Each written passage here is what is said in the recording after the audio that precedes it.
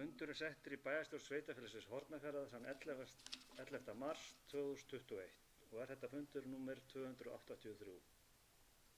Mætt eru sá sem hér stendur Ásgrímur Ingólfsson, einnig Ásgerður Kristín Gylfadóttir, Björgvin Óskar Sigurjónsson, Kristján Sigurður Guðnason, Páll Róbert Matthíasson, Bryndís Hólmarsdóttir og Sigurður Einar Sigurðsson. Held þetta sé hans fyrsti fundur, til hamingju með það. Einnig bæjarstjórinn Matthildur Ásmundardóttir og starfsmaður fundarins Bryndís Bjarnason. Fyrir fundinum liggja 22 mál, þar af 4 fundargerðir bæjarráðs og síðasta fundargerð bæjarstjórnar til kynningar. Í lokin skýrsla bæjarstjóra.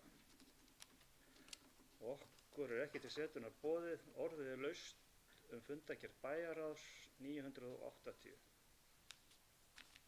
Eitthvað sem taka til máls? Kristján, gjörðu svo vel.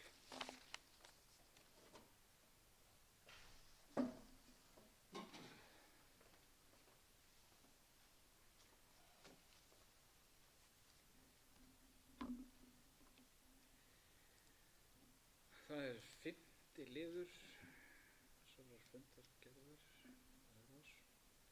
Forseti fundarmenn, það ólíklegt að á næsta sumri muni ferðamannastraumurinn verða af þeirri stærðargráðu sem hann var fyrir tíma COVID, þó vissulega séu bjartari tímar framundan. En það þeim ánægjulegra að Hlynur Pálmason og félagar ætli að taka upp kvikmynd hér í sumar, Vorlaða land. Myndin verður öll tekin upp hér í sýslunni og áætlað að verkið muni kosta mörg 100 milljónir. En það fjármagn kemur að mestu leyti erlendis frá. Það þarf ekki að fjölyrða það hvað þetta hefur mikla þýðingu fyrir þá sem selja ýmiss konar þjónustu og afþreyingu á svæðinu fyrir utan þau afleiddu störf sem þetta kann að skapa. Einnig gaman að benda á að það unga fólk sem hér uppalið kemur tilbaka eftir nám til að taka þátt í þessu verkefni. Síðasta kvikmynd Hlyns, Hvítur hvítur dagur, vakti mikla athygli og var sýnd víða og vann til fjölda verðlauna. Hlynur hefur nú þegar sýnt það og sannað að hann gríðarlega fjölhæfur og metnaðarfullur listamaður og verður það tilhlökkunarefni að fylgjast með viðtökum á nýjustu afurð hans. Við þurfum líka út frá meðal annars ferðaþjónustuna að vera endalaust að minna á svæðið okkar og efla markaðssetningu. Hver einasta kvikmynd sem tekin hér upp hjálpar okkur sannarlega við það.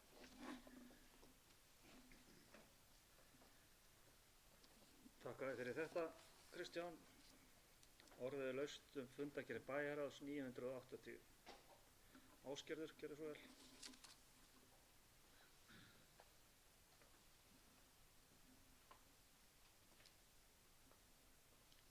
Forseti, ágætu bæjarfulltrúar. Það eru 2 liðir hér í þessari fundargerð sem mig langar aðeins til þess að gera að umtalsefni og annar númer 2, könnun íbúar og mikilvægi búsetuskilyrða. Þetta könnun sem gerð á vegum Landsréttarsamtakanna og Byggðastofnunar og það kannski hafa einhverjir tekið eftir því að sveitarfélög hafa nú verið að auglýsa það hvað nú gott að búa þar og svoleiðis sko. Og mér langar til þess nefnilega að vekja athygli á því að í þessari könnun þar landinu skipt upp í alls kyns búta, 25 landsvæði og þar sko sveitarfélagið Hornafjörður með Skaftafellssýslu.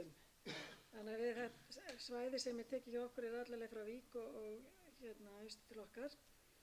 Þannig að auðvitað þá erfitt að kannski skoða hvort að ánægjan sé akkúrat í Skaftárhreppi eða Hornafirði eða hvar það Og þetta ánum við fleiri svæði á landinu því að það til dæmis Snæfellsnesið í heild sinni og Þingeyjarsýsla öll sömul og allir Eyjafjörðurinn nema undanskildu Akureyri. Þannig að það að mér skilst, við höfum gert athugasemd við það að við getum ekki nýtt skýrsluna í rauninni til þess að skoða hvernig íbúar hér svara og hvar við getum gert betur og annað slíkt. Mér skilst að það séu líka fleiri sveitarfélög sem hafa gert athugasemd við þessa skiptingu og þar leiðandi náttúrulega bara notagildi hennar fyrir sveitarfélögin. En auðvitað eru svo önnur stærri sveitarfélög sem eru bara ein og klár í þessu og og sjálfsögur geta þau nýtt það, en það er svolítið erfitt að geta nú ekki svarað, já, en við erum líka rosalega glöð eða eitthvað annað. Þannig að ég vildi nú bara vekja athygli á því.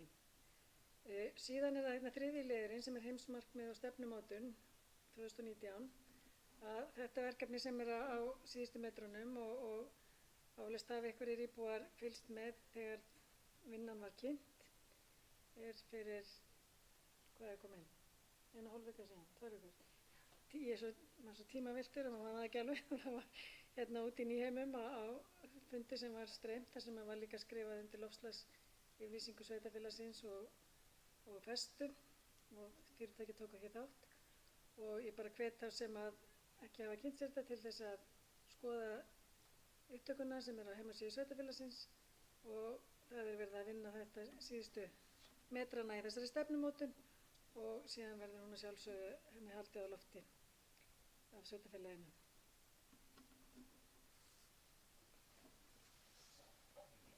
Þakka þér fyrir þetta, Ásgerður. Orðið er laust. Fundargerð bæjarráðs 980. Það eru ekki fleiri sem gefa með merki. Þeir sem eru henni þá samþykkir gjöru svo rétt upp hönd. Það er samþykkt samhljóða.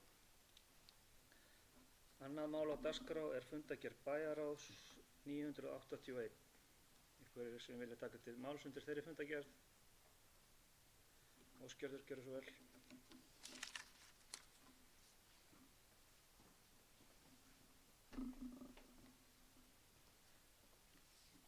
Já, forseti ágætu bæjarfulltrúar, liðurinn sem ég langar til þess að nefna hér er útboð Hrollaugsstaðir, 5. liður. Þetta er ákveðin varða í þessum máli, að það sé þá komið í útboðsferli, breytingar á skólahúsnæði í Hrollaugstað sem verður gerð af íbúðum, og þannig að mér langar til þess að bara fagna því að þetta ferli er komið í gang og bara benda fólki á að það er hægt að sækja gögn og bjóða í verkið. Það er ennþá í þeim fasanum. Þannig að að gera að vinna því. Svo langar mér líka til þess að benda hér á lið 8, það sem er undirbúningur byggingar nýs hjúkrunarheimilis. Þar fengum við nýja tímaáætlun frá Framkvæmdasýslu ríkisins. Eins og fólk veit að þá hefur verkið tafist, og ég jafnt og aðrir, og þetta bæjarstjóri orðin svolítið svona þreytt því að svara alltaf til. Þetta er á síðustu metrunum, það er alveg að fara að auglýsa og við erum búin að segja það í svolítinn tíma, og það hefur verið vegna þess að það hefur ekki verið bara aðrar upplýsingar frá Framkvæmdasýslunni en þetta sé bara alltaf detta á. Og hér kemur fram að útboðsferli á að fara fram í mars-apríl, og síðan að framkvæmdir hefjast í maí og verður lokið í janúar 2023. Þannig að þessi nýja tímaáætlun er þá á því að þetta sé að gerast, og við bara núna krossum fingur að það haldi og að útboð verði auglýst núna bara næstu daga.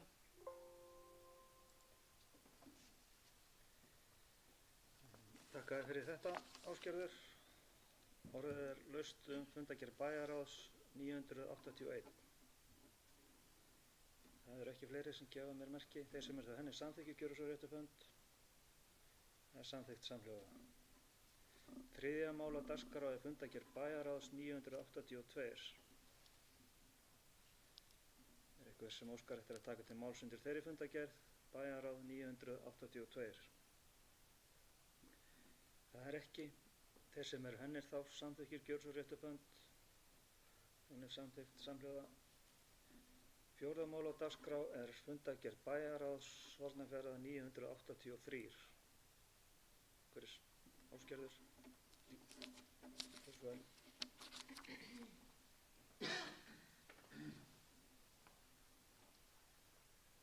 Forseti, ágætu bæjarfulltrúar, ég haldi áfram kannski bara hér að fagna svona ákveðnum tímamótum. En það var afgreitt hér útboðsgögn vegna Hafnabrautar, lið 3, þannig að það er að fara í auglýsingu. Þannig að starfsmenn eru með það verkefni núna að fara að auglýsa það verkefni. Og síðan langar mig að taka hérna aðeins til máls undir lið 6, leikskólagjöld sveitarfélaga í skugga COVID og atvinnuleysis. Þetta er liður sem að kom frá ungmennaráði sveitarfélagsins og mér langar til þess að bara fagna því hvað ungmennaráð er aktíft og hefur frumkvæði að taka upp mál og benda okkur á hluti og þannig að finnst það bara virðingarvert og bara að gera að vekja athygli á því. En hér er spurt út frá frétt sem að ASÍ var með, þar sem að 15 stærstu sveitarfélög landsins, það var skoðað þar hvort að það væri afsláttur til einstaklinga sem hefðu misst vinnuna vegna COVID. Og við erum ekki inn í þessum hóp 15 stærstu, þannig að eðlilega spurja þau og það hér er gert grein fyrir þeim aðgerðum sem að sveitarfélagi greip til í byrjun COVID og greint frá þeim því ferli sem að einstaklingar sem að eru í fjárhagsvandræðum geta að leita til félagsþjónustunnar og fengið ráðgjöf þar og stuðning ef að það passar. Og mér langar líka til að geta þess sem er hérna í niðurlagi bókunarinnar að leikskólagjöld í sveitarfélaginu eru með þeim lægstu á landinu og greiðsluhlutfall foreldra er núna samkvæmt fjármálastjóra aðeins 8% af heildarkostnaði við rekstur leikskólans og ég gluggaði nú í lykiltölur leikskólastarfsemi sem að sambandið tekur saman alltaf árlega og árið 2019 þá var greiðsluhlutfall foreldra 12% af rekstrarkostnaði eða heildarkostnaði við rekstur leikskóla. Þannig að nú erum við komin niður í 8, þannig að við höfum ekki verið að fylgja í rauninni þarlagsþróun, að það dregst saman í rauninni hvað þjónustutekjurnar eru mikill hluti af leikskólagjöldunum og komin niður í 8% að þannig fæði tekið inn í samkvæmt fjármálastjóra. Þakka fyrir þetta Ásgerður. Orðið er laust fundargerð bæjarráðs 983. Páll Róbert, gjörðu svo vel.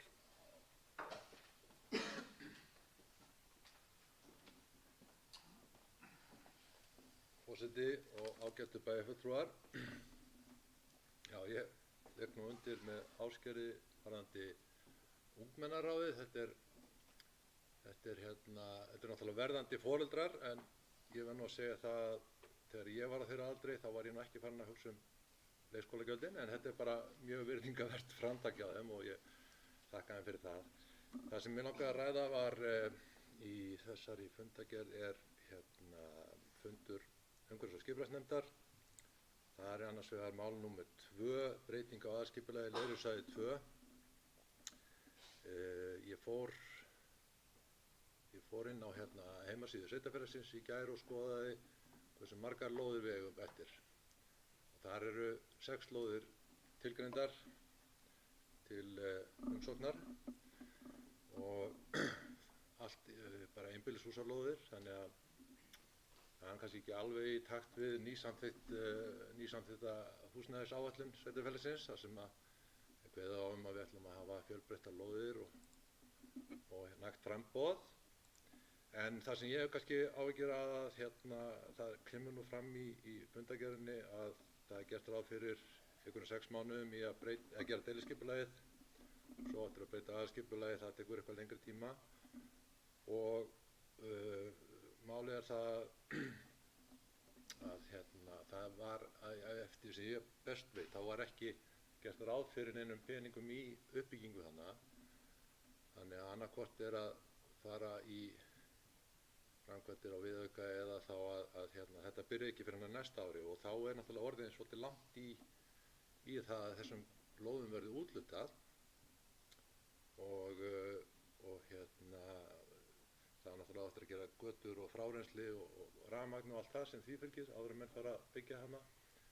Þannig að ég velti fyrir mér hvenær gerir meirihluti ráð fyrir að það verði hægt að sækja lóðir á Leirusvæði 2. Annað mál í þessari fundargerð var breyting á deiliskipulagi Útbæjarhöfn. Þar er umsækjandi að óska eftir breytingu á hóteli sem stendur til að byggja þarna og að hóteli verði að hluta til á 3 hæðum og mér skildist á skipulagsstjóra á bæjarráðsfundinum á þriðjudaginn að það hefði nú ekki verið nein gögn undir fundinum, það er ekki að sjá allavega, að það hafi verið neinar myndir eða gögna undir þetta. En samt sem áður bókar umhverfis- og skipulagsnefnd að samþykkja að auglýsa deiliskipulagstillögu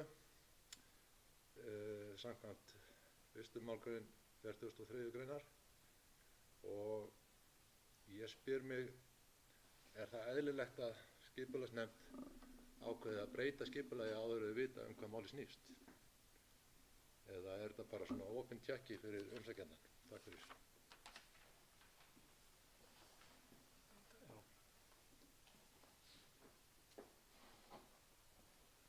Takk fyrir, Páll Róbert.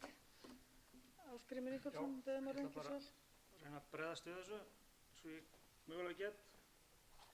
Takk fyrir þetta, Páll Róbert. Kannski fyrstum skal ég segja þér leirusvæðið og lóðafjölda.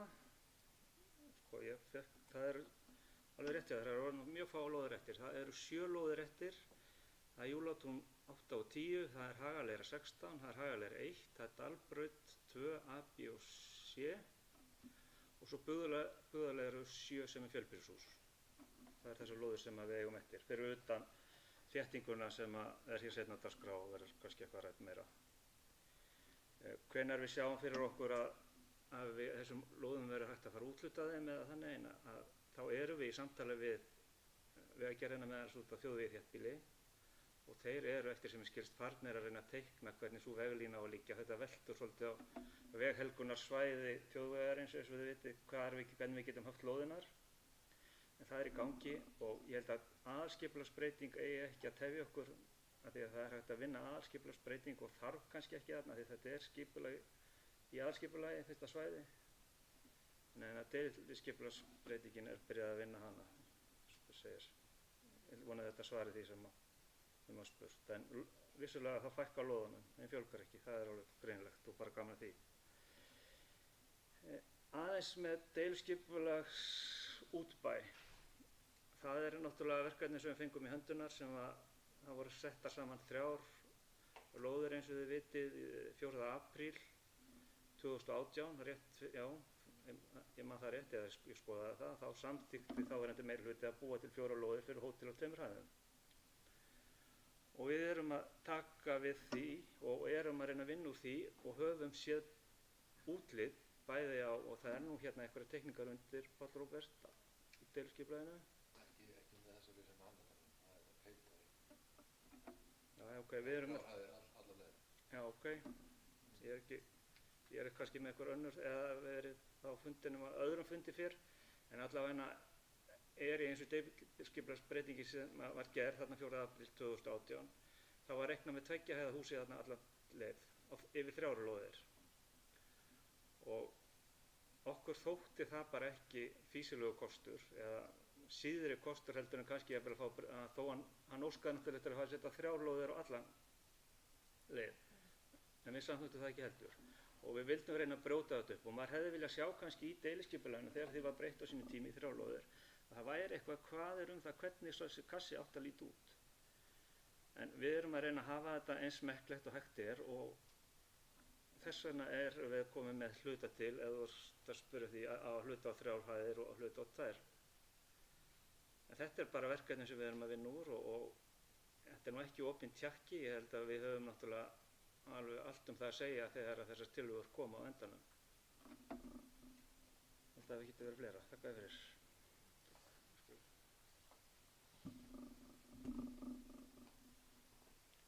Takk fyrir þetta, Ásgrímur. Orðið er laust. Páll Róbert, gjörðu svo vel.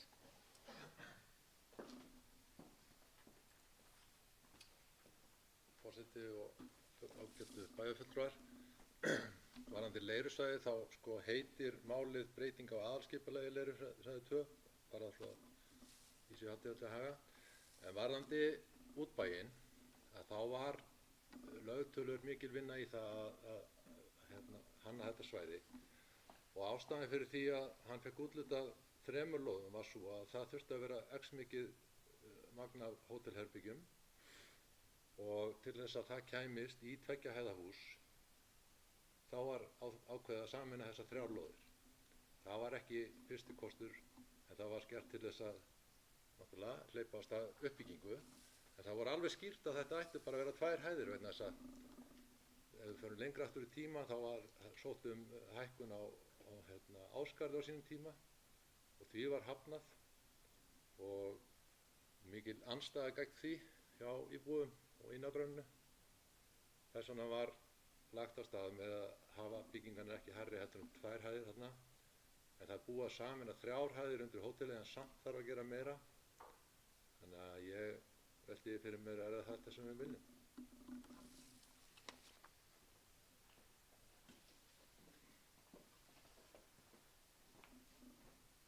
Takk fyrir þetta, Páll Róbert. Ásgrímur, gjörðu svo vel. Ég ætla svo sem ekki að blanda eða tala mikið meira þetta, en þetta er alveg rétt hjá Páli Róbert að fyrir lengra síðan það var Ásgarði neitað að byggja 3. hæðina ofan á vegna þess að það voru mótbárur frá íbúum fjær og nær og kannski verður það raunin á með þetta verkefni. Þetta er ekkert verkefni sem að mitla í stein þannig að við viljum allavega láta á það reyna hvort að íbúar og sveitafélagið og sveitastjórn sé tilbúin til að hleypa þessu verkefni af stað ef að gögn verða þannig að menn séu ásáttir það. Og í þessum gögnum núna þá erum við að tala hluta til á 2 hæðum og hluta til á 3 hæðum til að reyna að brjóta aðeins upp þessa löngu mynd. En þetta er mjög langt hús. Hvor álma á húsinu er eins og Mikligarður. Þannig að þetta er feikilegt eins og mun sjá kannski. Það var ekki vera.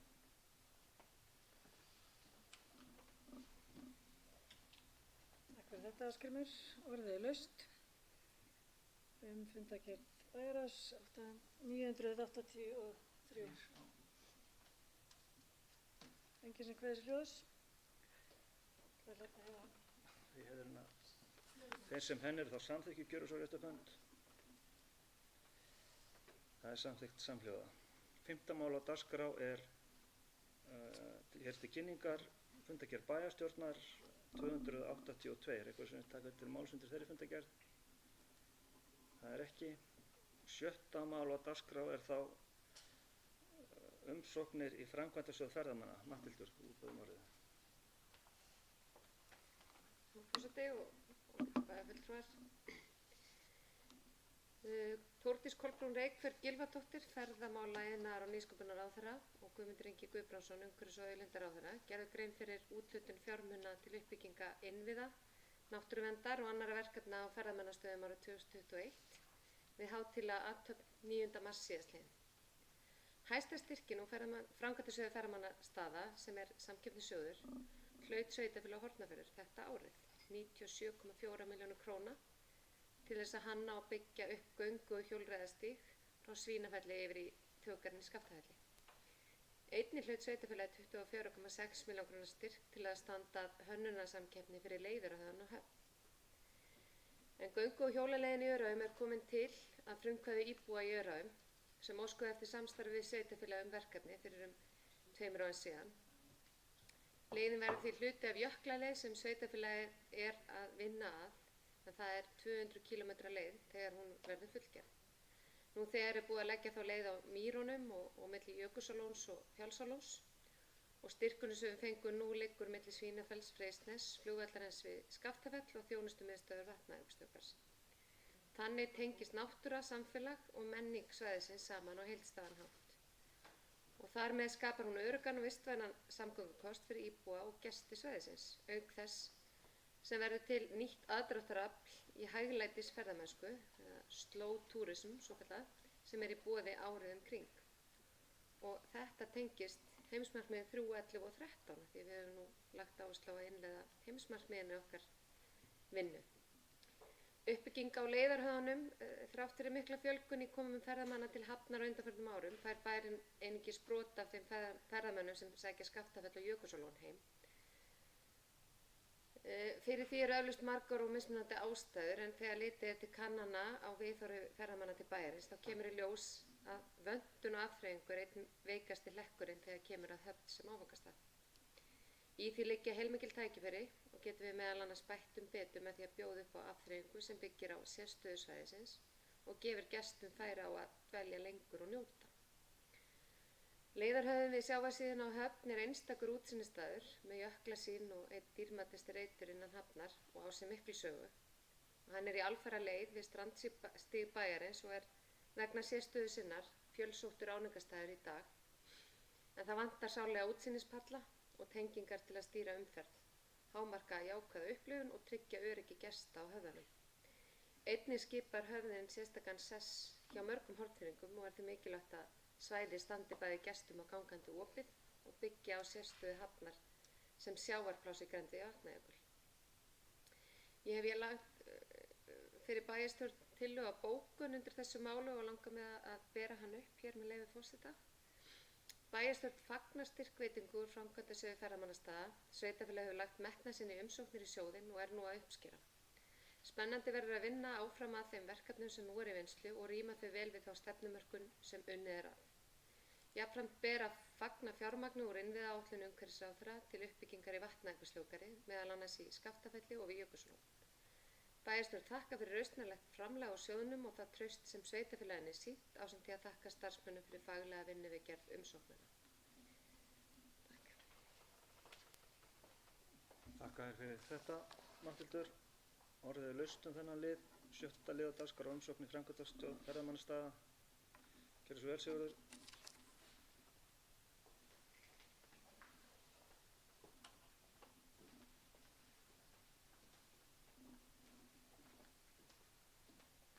Forseti, ágætu bæjarfulltrúar. Ég hef nú bara þakka starfsmönnum bæjarins að hafa náð í þennan styrk og þetta er bara þeim til sóma. Og ég bara vona að þetta veri framhald af þessu í framtíðinni og helst að sýslan veri öll komið með hjóla- og göngustíg. Það myndi bara auka ferðamennskuna hjá okkur. Takk fyrir. Þakka þér fyrir þetta, Sigurður. Orðið er laust þetta mál, 7. mál á dagskrá. Það er enginn sem gefur merki. Þeir sem eru þá samþykkir því að gera bókunina sem Matthildur las hér upp áðan að bókun bæjarstjórnar, gjörðu svo rétt upp hönd. Það er samþykkt samhljóða. 7. mál á dagskrá er samningur yfirtöku Skjólgarðs. Matthildur. Já, forseti og bæjarfulltrúar. Þetta mál er hér enn á dagskrá og vonandi er nú sé nú fyrir endan á því, en Vigdís og Holt EHF hefur nú tekið við rekstri Skjólgarðs og gengið hefur verið frá viljayfirlýsingu á milli Vigdís og Holts og Skjólgarðs hvernig skuli staðið að yfirfærslunni. Vigdís og Holt hefur jafnframt gert samning við HSU sjúkrarými og stöðu húsvarðar sem tryggir þjónustu sjúkrarýma í heimabyggð. Það er það sem við höfum áhyggjur af að myndi jafnvel hverfa úr okkar sveitarfélagi, en vonandi við munum allavega standa fyrir því að tryggja svo verði ekki í samstarfi við Vigdís og Holt. Mér langar að leggja til bókun undir þessu máli með leyfi forseta og fæ að lesa hana hér upp. Bæjarstjórn fagnar því að niðurstaða liggur fyrir í málefnum Skjólgarðs. Frá því bæjarstjórn sagði sig frá samningnum hefur ríkt óvissa rekstur Skjólgarðs. Reksturinn hefur þungur undanfarin 3 ár og er uppsafnaður hallarekstur orðinn 150 milljónir króna. Eftir nokkura mánaða samningaumleitan við Sjúkratryggingar Íslands var niðurstaðan sú að sveitarfélagið treysti sér ekki lengur til að styðja við rekstur Skjólgarðs í óbreyttri mynd, þar sem lögbundið verkefni ríkisins er að ræða. Vigdís og Holt EHF tók við rekstrinum frá og með 1. mars síðastliðinn og heldur starfsfólk sínum réttindum við breytingarnar. Bæjarstjórn vill færa starfsfólki kærar þakkir fyrir velunnin störf og óskar þeim velfarnaðar undir stjórn nýs rekstraraðila. Jafnframt lýsir bæjarstjórn sér reiðubúna til samstarfs við nýjan rekstraraðila.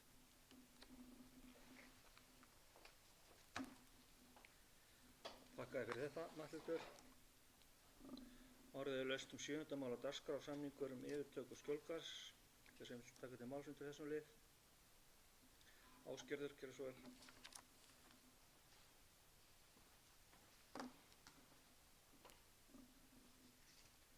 Forseti, ágætu bæjarfulltrúar.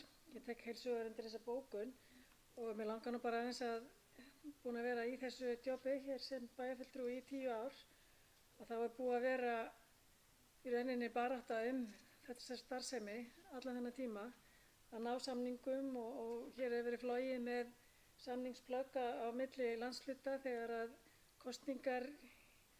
alþingiskosningar stóðu yfir eða voru fyrirhugaðar og annað slíkt sko, þannig að það er búið að vera mikil dramatík oft í þessu verkefni og áður sem stjórnandi í heilbrigðisþjónustunni að þá má komið að þessum málum líka þeim megin frá. Og ég held að þetta er ákveðin tregi og bara erfið stund sem að við erum að, ég var að segja fyrir mig persónulega sem við erum að ganga í gegnum. En það er náttúrulega, eins og bæjarstjóri kom inn á, þá er þetta verkefni ríkisins og það ríki var mjög stolt af því að búa til þessi reynslusveitarfélög á sínum tíma, að það að færa heilbrigðisþjónustuna yfir til sveitarfélaga sem að voru allavega Hornafjörður og Akureyri, og annað eitt í viðbót sem ég man ekki hvaða sveitarfélag var, en Akureyri var lengst af með okkur í þessum rekstri þangað til þau skiluðu sínu fyrir nokkrum árum. En þetta, og ég held að allir voru, og á hátíðstundum að þá var þetta dregið upp á hvað það gengi nú vel í sveitarfélaginu Hornafjörður, þetta væri til fyrirmyndar. En einhvern veginn passaði þetta ekki inn í Excel-skjalið í ráðuneytinu. Þannig að það hefur verið barátta að halda þessu og ég held að allir bæjarfulltrúar, sama hvar í flokki eða hvenær þeir hafa verið á þessum tíma sem ég er búin að vera í þessu, hafa verið sammála um það að við höfum verið að gera góða hluti og verið sammála um það að við værum stolt af þessari þjónustu og værum tilbúin til að halda henni áfram. En síðustu 3 árin hafa verið erfið eins og kemur fram í bókuninni og það er þá alltaf takmark fyrir því hvað á að nýta útsvar sveitarfélagsins í og það að við hefum verið stolt af þjónustunni og maður sér ekki eftir einum aur sem hefur farið þarna inn í, en auðvitað munum við reyna að ná því öllu tilbaka sem við mögulega getum frá ríkinu sem við hefum sett þarna inn í, en ætti að vera þeirra kostnað.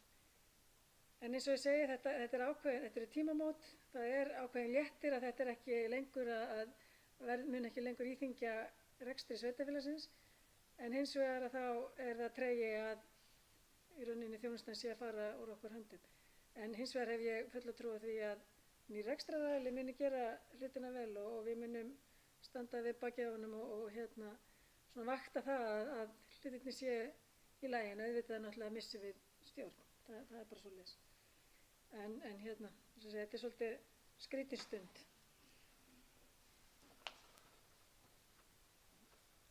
Takk fyrir þetta, Ásgerður. Orðið laust þennan lið, samningur yfirtöku skjólgarðs. Það er enginn sem gefur sér merki.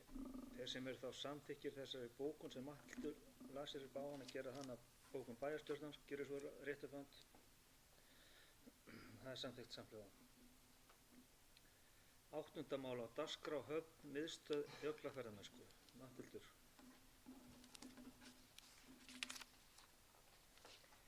Takk fyrir, forseti og bæjarfulltrúar. Hér er að ræða erindi sem fékk umfjöllun á síðasta bæjarráðsfundi, þriðjudaginn síðastliðinn, en erindi snýr að því að leiðandi aðilar á Suðausturlandi sammælist að gera Höfn að miðstöð jöklaferðamennsku með uppbyggingu á sviði menntunar og rannsókna sem dregur að fagfólk og fyrirtæki sem sérhæfa sig í ferðaþjónustu á jöklum. Menntun og rannsóknir skapa grundvöll fyrir farsæla nýsköpun og þróun í atvinnulífi og samfélagi. Útfærsla hugmyndarinnar yrði sameiginlega í höndum þeirra sem tilbúnir að koma að henni, en frumforsenda þess að hægt sé að leggja af stað er þáttaka og samstarf Sveitarfélagsins Hornafjarðar, FAS eða Framhaldsskóla Austur-Skaftafellssýslu og Rannsóknaseturs HÍ á Hornafirði.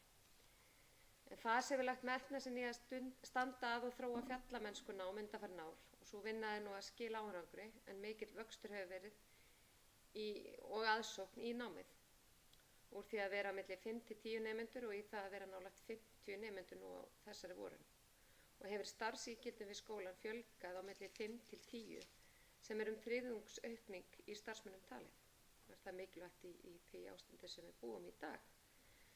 Með áframhaldandi uppbyggingu má gera sér væntingar að nám í jöklaferðamennsku og annarri ferðaþjónustu gæti hæglega vaxið í það að skapa alltaf 20 heilsársstörf hjá FAS. Og með markvissri alþjóðlegri tengingu gæti umfangi orðið enn meira. Ein meginforsenda slíkrar uppbyggingar er samhliða öflug uppbygging á rannsóknum til að afla grunnþekkingar á þeim kviku ferlum sem einkenna ferðaþjónustuna og vakta breytingar og árangur. Nálægðin á milli stofnana og fyrirtækja á Hornafirði og ekki síst innan Nýhema, svo að það traust sem ríkir á milli þeirra skapar okkur einstakt tækifæri til að þróa nýjar tegundir rannsóknaraðferða þar sem fyrirtæki eru beinir þátttakendur í sköpun og úrvinnslu þekkingar. Staðsetning sveitarfélagsins er einstök með tilliti til nálægðar við jökla og aðgengi að þeim og hlutdeild ferðaþjónustu í atvinnulífi sveitarfélagsins hefur vaxið hratt á undanförnum árum. En á árinu 2019 var fjöldi heilsársstarfa við ferðaþjónustu 565 sem um 36% allra starfanda í sveitarfélaginu Hornafirði. Sveitarfélagið er nú að ljúka stefnumótunarvinnu þar sem áhersla er á innleiðingu heimsmarkmiða Sameinuðu þjóðanna, þar sem áhersla er á blómlegt atvinnulíf, menntun, nýsköpun og umhverfismál og er því kjörið að leggja áherslu á að sveitarfélagið Hornafjörður verði miðstöð jöklaferðamennsku.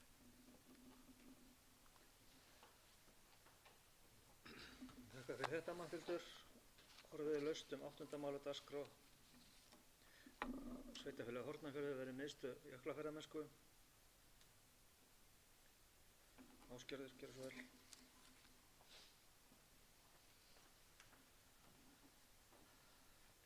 Forseti, ágætu bæjarfulltrúar, ég held að niðurlagið í ræðu bæjarstjóra og því sem að forseti sagði hér að sveitarfélagið Hornafjörður verði miðstöð jöklaferðamennsku sé grundvallaratriði í þessu og var bent á það á bæjarráðsfundi.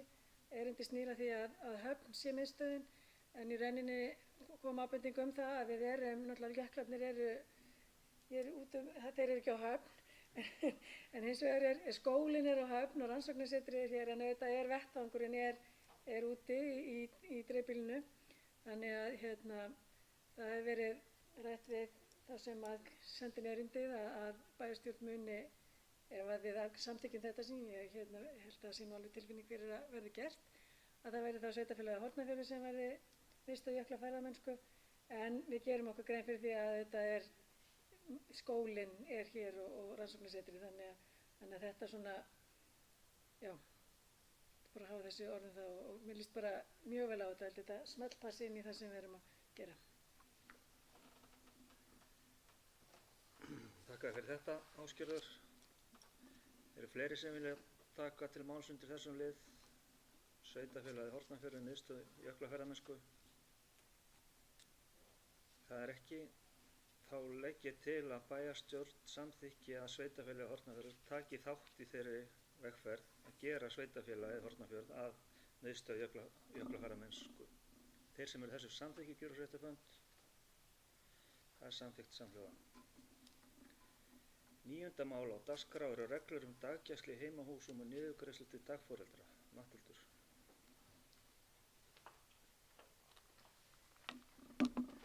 Forseti og bæjarfulltrúar. Er að ræða nýjar og mun ítarlegri reglur en þær sem voru í gildi hér áður og því full ástæða til að setja þær hér fyrir bæjarstjórn. En reglur þessar kveða í fyrsta lagi greiðslur, í öðru lagi ábyrgð, skyldur og rétt foreldra barna í dvöl hjá dagforeldrum, í þriðja lagi ábyrgð, skyldur og rétt dagforeldra gagnvart börnum og samskipti við foreldra barnanna, og í fjórða lagi kveða reglur þessar á aðkomu og eftirlit af hálfu sveitarfélagsins Hornafjarðar.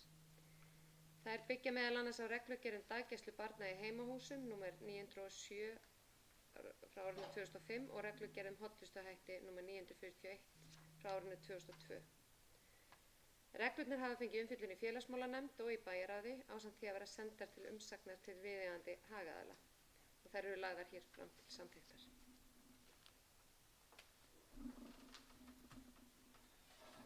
Þakka fyrir þetta, Matthildur. Orðið er laust 9. lið á dagskrá reglur daggæslu í heimahúsum og niðurgreiðslu til dagforeldra. Hverjir sem vilja taka til máls undir þeim lið? Það er ekki. Þá legg ég til að bæjarstjórn samþykki reglur daggæslu í heimahúsum og niðurgreiðslu til dagforeldra. Þeir sem því samþykki gjöra svo sveitarfönd. Það er samþykkt samhljóða. 10. mál á dagskrá er stofnskrá menningarmiðstöðvar. Kristján Sigurður Guðmundsson, þú ætlar að taka það.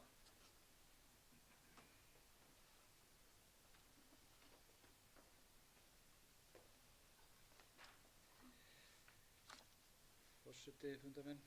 Stofnskrá menningarmiðstöðvar 2021-2025 er unnin til að uppfylla skilyrði safnaráðs.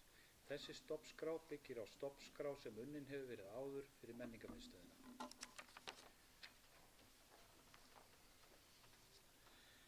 Þakka þér fyrir þetta, Kristján. Það er 10. mál á dagskrá, orðið laust það mál, stofnskrá menningarmiðstöðar. Er einhverjir sem vilja taka til máls undir þeim lið? Það er ekki. Þá legg ég til að bæjarstjórn samþykki stofnskrá menningarmiðstöðvar Hornafjarðar og undirritana hér á eftir. Þeir sem þýðir samþykki gjöru svo rétt upp hönd. Það er samþykkt samhljóða. 11. mál á dagskrá er óskum breytingu aðalskipulagi vegna efnistöku úr Hornafjarðarós. Björgvin, gjörðu svo vel.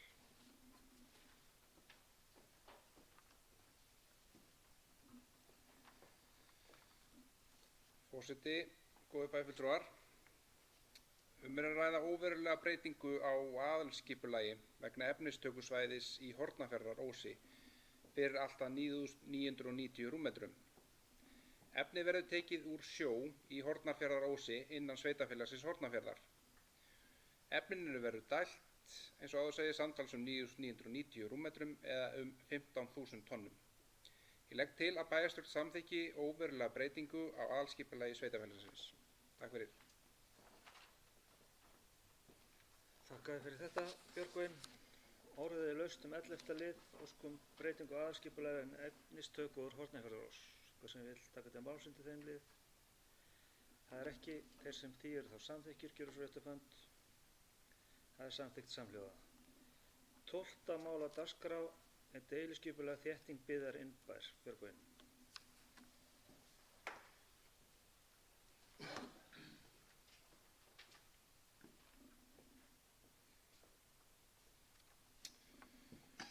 Forseti, góðir bæjarfulltrúar. Við frágang skipulagsstofnunar á deiliskipulagi innbæjar þéttingu byggðar kom í ljós að auglýsing birtist í B-deild stjórnartíðinda þann 11. febrúar síðastliðinn, en athugasemdafresti lauk þann 3. febrúar 2020. Samkvæmt 42. grein skipulagslaga þarf því að endurtaka málsmeðferð skipulagsins í samræmi við 41. grein laganna. Legg til að bæjarstjórn samþykki að auglýsa deiliskipulagið nýju og vísa því í lögformlegt ferli. Takk fyrir. Þakka þér fyrir þetta, Björgvin. Orðið er laust 12. lið, deiliskipulag þétting byggðar innbær. Eitthvað sem vil taka til máls undir þessum lið? Þá legg ég til að bæjarstjórn samþykki að auglýsa deiliskipulagið nýju og vísi því í lögformlegt ferli. Þeir sem því samþykkir gjöru svo rétt upp hönd. Það eru 4 samþykkir. Þeir sem eru ykkur á móti. 3 sitja þá hjá.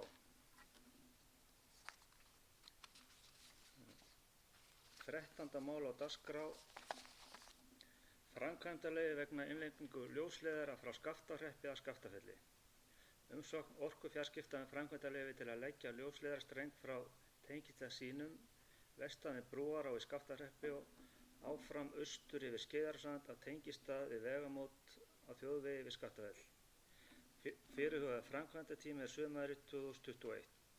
Ástæða lagnarinnar er áframhaldandi uppbygging ljósleiðarakerfis orkufjarskipta milli tengivirkja til að stýra raforkukerfi landsmanna. Orðið er laust þetta mál. Þá legg ég til að bæjarstjórn samþykki framkvæmdaleyfi og vísi því í lögformlegt ferli. Þeir sem því samþykki gjöru svo rétt upp hönd. Það er samþykkt samhljóða. 14. mál á dagskrá er leyfi vegna efnistöku á Suðurfjörðum. Óskum óverulega breytingu á aðalskipulagi vegna efnistöku úr Suðurfjörðum til rannsóknar og fýsileika fyrir efnistöku á svæðinu. Óskað eftir heimild til að taka alltaf 2000 rúmmetra af efni. Orðið er laust 14. mál á dagskrá, leyfi vegna efnistöku á Suðurfjörðum. Það er enginn sem gefur mér merki. Þá legg ég til að bæjarstjórn samþykki að auglýsa breytinguna á aðalskipulagi vegna efnistöku úr Suðurfjörðum og vísi því í lögformlegt ferli. Þeir sem því samþykki gjöru svo rétt upp hönd. Það er samþykkt samhljóða. 15. mál á dagskrá er byggingarleyfis umsókn Víkurbraut 29, breytingar á þakkanti og breyting á notkun að hluta. Ríkiseignir sækja leyfi til að breyta þakkanti byggingarinnar á Víkurbraut 29 til 31. Við breytinguna stækkar þakskyggni við aðalinngang og á bakhlið. Lóðin er á samfélagsþjónustusvæði og samkvæmt deiliskipulagi er ekki gert ráð fyrir stækkun. Ég legg til að heimila verði að gera útlitsbreytingar á húsinu og að fallið verði frá grenndarkynningu þar sem breytingin er óveruleg. Hagsmunir nágranna skerðast að engu hvað varðar landnotkun, útsýn, skuggavarp og innsýn.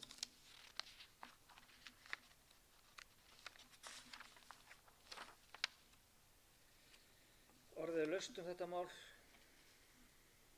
Hver sem vilja taka til máls undir 15. lið á dagskrá, byggingarleyfisumsókn. Það er ekki, þá heimila ég að það verði farið í þessar breytingar. Já, þeir gefið þið. Þeir sem þessu samþykki gerir svolítið rétt að böndu. Þakka þér fyrir, Páll Róbert. Það er samþykkt samlega.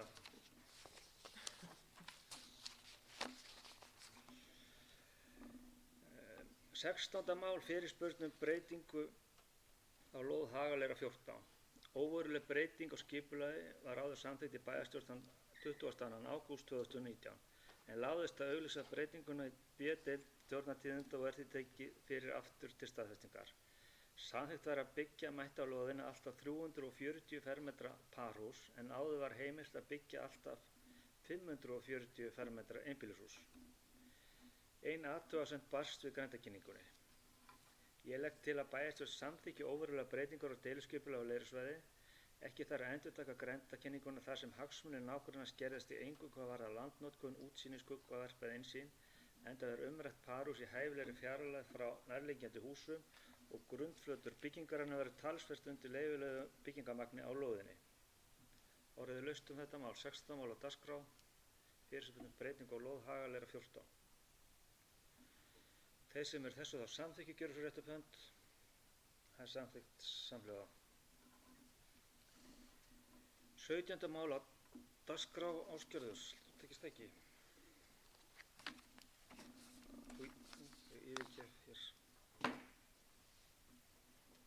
Já, 17. mál á dagskrá er grenndarkynning leyfilegt byggingamagn Júlatúni 10 og 19 til 21 og Ásgrímur Ingólfsson víkur að fundi til þessum lið. Þar hefur óskað eftir heimild til að auka við byggingamagn á lóðum 10, 19 og 21 í Júlatún. Heimild, ætlaði þú að lesa þetta fyrirgefði?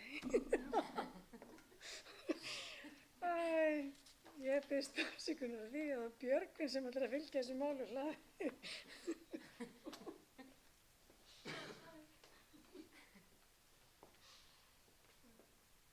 Forseti, hann getur fundað menn. Þú mátt alveg lesta það og vilt sko, það skilur en líka rugla meira með þetta. Óskað var eftir heimild til að auka við byggingamagn á lóðum 10, 19 og 21 við Júlatún. Heimilt byggingamagn verði alltaf 150 fermetrum á hverju lóð. Óveruleg breyting á deiliskipulagi var áður samþykkt í bæjarráði þann 3. júlí 2018 en láðst hefur að auglýsa breytinguna í B-deild stjórnartíðinda og er því breytingin lögð fyrir aftur til samþykktar. Engin athugasemd barst við grenndarkynninguna.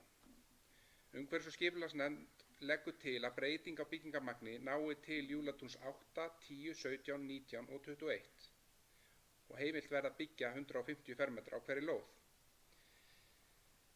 Ég legg til að bæjarstjórn samþykki óverulega breytingu á deiliskipulagi og vísi því í lögformlegt ferli. Ekki þarf að endurtaka grenndarkynninguna þar sem hagsmunir nágranna skerðast í engu hvað varðar landnotkun, útsýni, skuggavarp eða innsýn. Breytingin á byggingamagni nær til Júlatúns 8, 10, 17, 19 og 21 og heimilt verður að byggja 150 fermetra á hverju lóð eins og áður segir. Takk fyrir.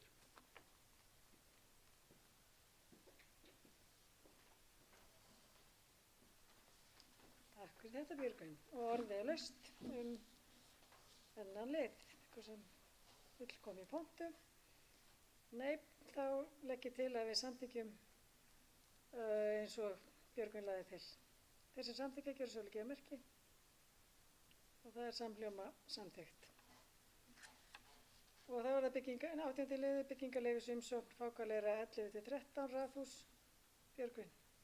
Nei, Ásgrímur.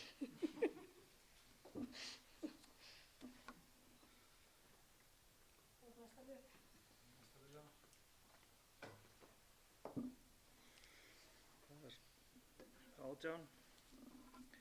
Byggingarleyfis umsókn fákalegra 11-13 raðhús. Óveruleg breyting á deiliskipulagi á Leirisvæði vegna raðhús. Breytingin var samþykkt af bæjarstjórn í ágúst 2019 eftir grenndarkynningu en láðast hefur að auglýsa breytingunni B-deild stjórnartíðinda og er því breytingin lögð aftur fyrir til að staðfestingar. Engar athugasemdir bárust við grenndarkynningunni. Ég legg til að bæjarstjórn samþykki óverulega breytingu á deiliskipulagi og vísa því í lögformlegt ferli. Ekki þarf að endurtaka grenndarkynninguna þar sem hagsmunir nágranna skerðast í engu hvað varðar landnotkun, útsýni, skuggavarp og innsýn. Orðið er laust 18. lið á dagskrá fákalegra 11-13. Það er enginn sem gefur merki þar. Þeir sem því þá samþykki gjöra svo réttufönd. Það er samþykkt samhljóða. 19. mál á dagskrá landskipti Karlsbrekka 3, 4 og 5. Eigendur jarðarinnar Karlsbrekku óska eftir að skipta eftirfarandi lóðum úr upprunalandi Karlsbrekku. Karlsbrekka 3, landnúmer L2396, Karlsbrekka 4, landnúmer L2397, Karlsbrekka 5, landnúmer L2398. Orðið er laust þetta mál, landskipti Karlsbrekka. Það er enginn sem gefur merki, þeir sem er... Það var spurning um villið í land. Númerendan eða hérna? Er að villa? Já, það er villa. Fyrirgefið, það er einhver villa hér. Björgvin, ætlar þú að koma og leiðrétta mig? Eða ertu með þetta? Gjörðu svo vel.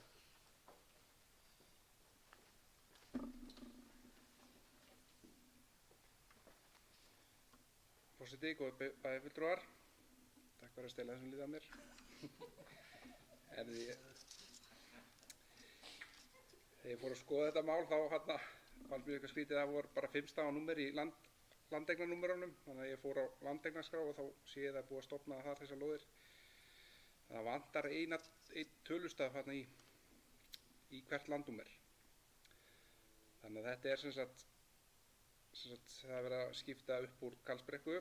Það er sem sagt Karlsbrekka 3, það er landeignarnúmer 231196. Karlsbrekka 4 er landeignarnúmer 231197 og Karlsbrekka 5 er með landeignarnúmerið 231198. Og þetta er í rauninni rangt held ég í skjölunum sem að fylgja undir málinu í umsókninni. Þetta er yfirleitt 6 stafa númer. Þannig að ég legg til, eins og Ásgrímur gerði, að samþykkja þessi lágskipti. Takk fyrir. Takk fyrir þetta, Björgvin. Gott að hafa verkfræðing í hópnum, fylgjast með okkur, en orðið er laust þetta mál. Það er enginn sem gefur með merki. Þessum landskiptum er þá samþykki, gera svo réttufönd. Það er samþykkt samhljóða. 20. mál á dagskrá og umsóknum lóð Sandeyri 2. Bæjarráð mælti ekki með úthlutun. Ég legg því til að bæjarstjórn hafni lóðarúthlutun. Orðið er laust. Gerðu svo vel, Ásgerður. Ég var bara ekki komið þetta undan mér. Forseti, það getur bara fulltrúar. Ég langar bara að geta þess að þetta er gert í samræði við umsækjanda lóðina.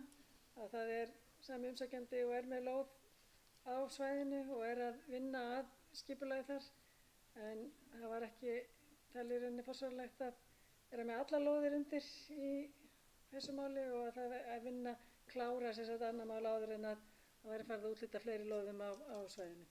Þannig að þeim sökum mælti bæjarráð ekki með úthlutun lóðarinnar. Takk fyrir þetta, Ásgerður.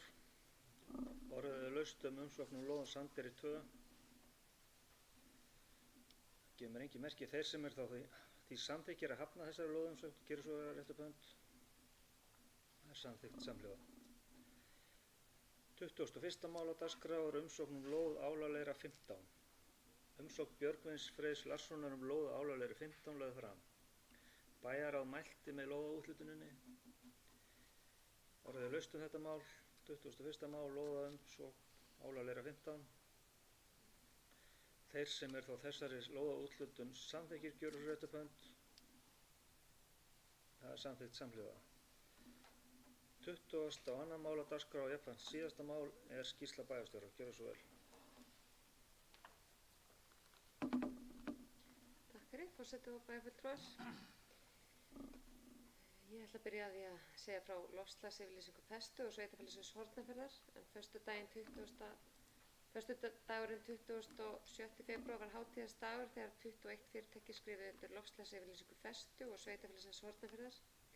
Og ég fékk þann heiður að skrifa undir yfirlýsinguna fyrir hönd sveitarfélagsins og fór undirritunin fram í Nýheimum þekkingarsetri og í beinu streymi.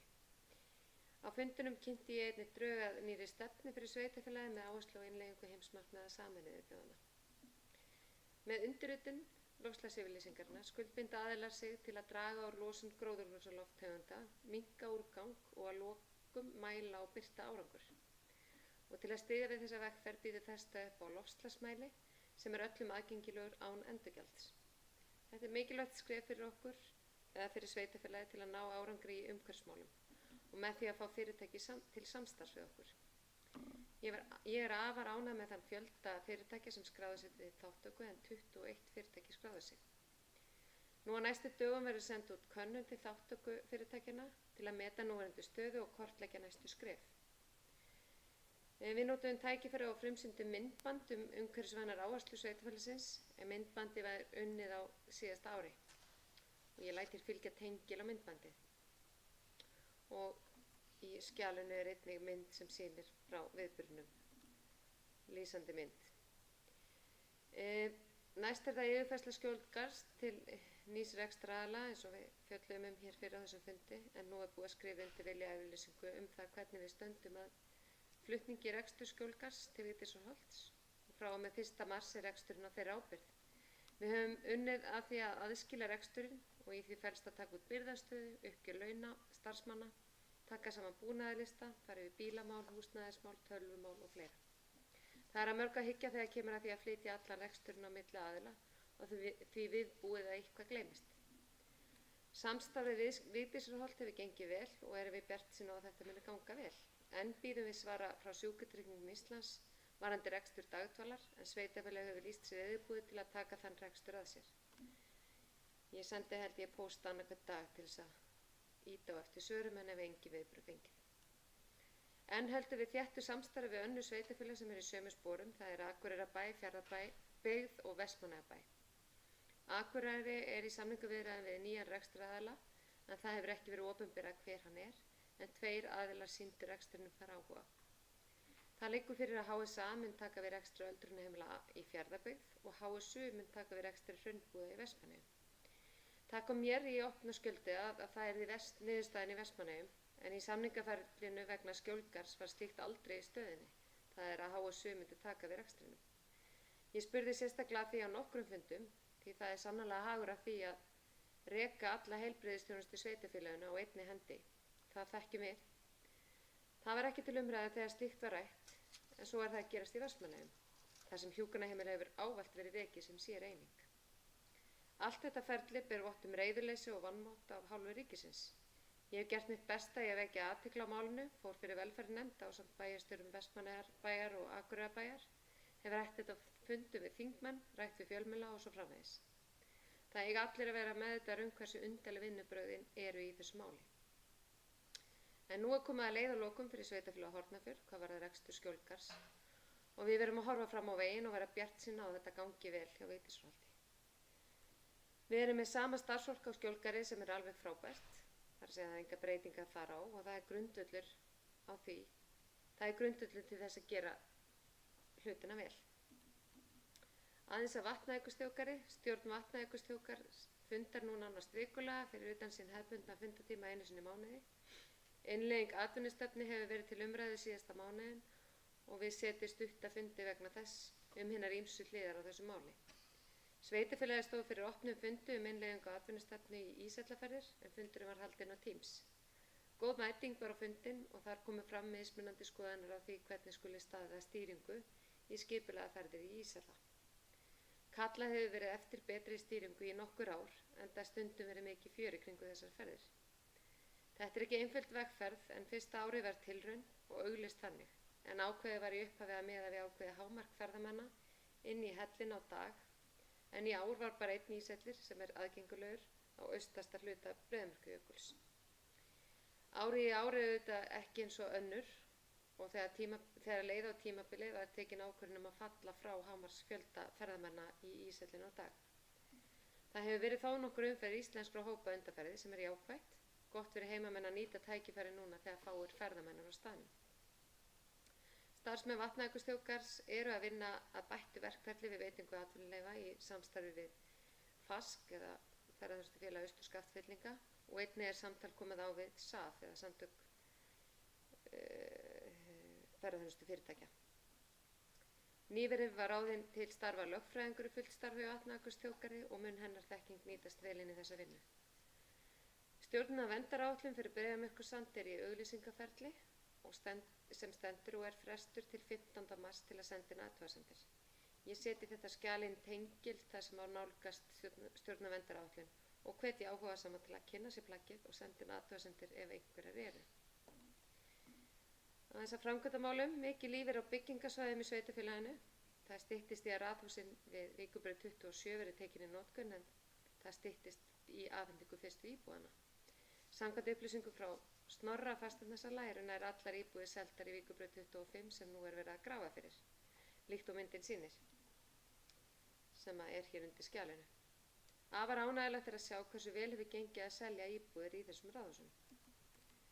Ég satt fund með leigufélaginu Bríet í síðustu viku en þau eru í samtali við verktaka hér á svæðinu byggingu á íbúðarhúsnæði og hefur leigufélagið skuldbundið sig til kaupa á 2 íbúðum. Leigufélagið Bríet hefur einnig áhuga á frekara samstarfi við sveitarfélag og leigumarkaði í heimabyggð og er það samtal hafið milli Bríetar og sveitarfélagsins Hornafjarðar.